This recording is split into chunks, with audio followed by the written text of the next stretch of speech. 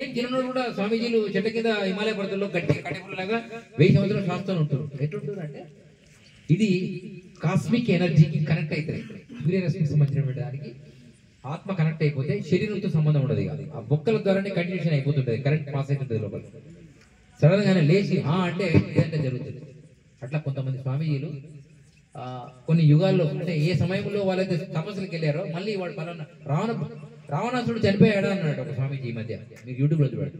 ఆయన లేపితే అందరూ అక్కడ ఒక దగ్గర బుల్డోజర్ పెట్టి తీస్తున్నారు రోడ్డు బయట. చూస్తే పుట్ట విరిగింది. చూస్తే ఆ పుట్ట వెరైటీ ఉంది. పుట్ట చూశారట, ఇలా ఏముందని ఇలా తీస్తుంటే అంత పుట్టలో మనిషి కనబడ్డాడు. ఇలా మాలాడ సాధకులు తీసుకొచ్చి ఆ స్వామీజీని లేపడానికి చాలా ప్రయత్నాలు చేసి ఎదురుగా ఒక సాధన చేసినటువంటి వ్యక్తులను పెట్టారు. పెట్టగానే చూడంగానే కొంతమంది ఇట్లా కంటిన్యూ చూడంటే భస్వం అయిపోతారు. అటువంటి వాళ్ళు ఉంటారు.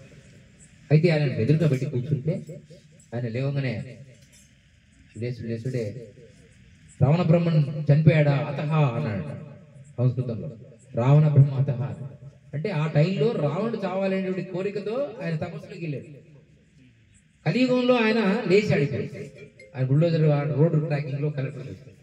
అటువంటి తపశక్తికి హిందూ ధర్మంలోనే ఉంది, మళ్ళీ ఇంకో ధర్మంలో లేదు. ఇంకో ధర్మంలో చావంగానే పెట్టేకి మొరలు కొట్టాలి, భూమిలో పెట్టాలి, లేదా భూమిలో పాతి పెట్టాలి. వాడు జడ్జిమెంట్ డే రోజు లేచి వస్తాడట. నేనన్న కుక్కలు పందులు గొర్రెలు ఎన్నో చచ్చిపోతున్నాయి, అవి లేచి వచ్చేటివి కావు. సమాధి అంటే బ్రతికుండంగానే సజీవంగా తనకు తాను తన శిలాఫలకాన్ని పైన పెట్టుకున్నాడు వీరబ్రహ్మేంద్ర స్వామి సినిమాలు. అట్లా పెట్టుకునేదాన్ని సజీవ సమాధి అంటారు. మీరు సజీవ సమాధి కావాల్సిన అవసరం లేదు, కానీ సజీవాన్ని తెచ్చుకొని సమాధికి వెళ్ళడం అనేది ఇంపార్టెంట్ నేను అంటున్నాను. అందరూ సజీవ సమాధి చేయాల్సిన అవసరం లేదు. ఎవరైతే నేను వస్తా తిరిగి అంటే వాళ్ళు సజీవ సమాధి చేయాలి. శ్రీకృష్ణుడు బాణం వేస్తే కాలుకు ఆయన చనిపోయాడు, తెలుసు కదా మీకు. ఆయన సజీవ సమాధి అయ్యాడా? ఆయన సమాధి ఎక్కడుంది? రాముడు చెరువులో దిగి చనిపోయాడు, ఇది అందరికి తెలుసు. అవునా? అంటే నదిలో ఉన్నాడు అని అంటారు.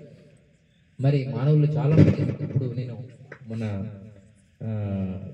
ఇదేంటి కుంభమేళకి వెళ్ళొచ్చా. రకరకాల అఖాడాలు 4-5 అఖాడాలలో ఉన్నటువంటి స్వామీజీలు వివిధ వేషధారణలో ఉన్నారు.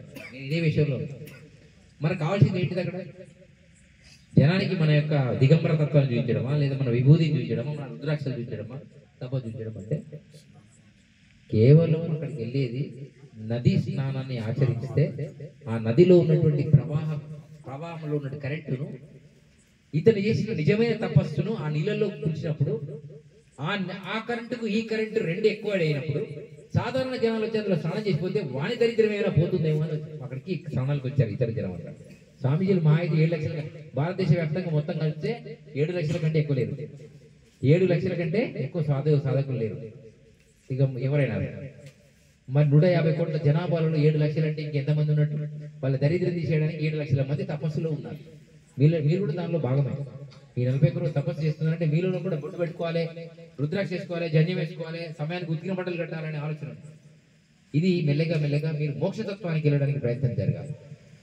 ఇకపోతే మీరందరూ 30 సార్లు ఇచ్చిన అన్నాడు స్వామి. నేను అన్నా నువ్వు 46 సార్లు ఇచ్చిన, నీ లోపల గుణం కుదరాలన్నాడు. స్నానం గురించి పానం గురించి మీకు చెప్తాను. 41 రోజు స్వామీజీలు చెప్పులు వేయడం లేదు, బాగుంది. మీరు అంతే. ఎందుకంటే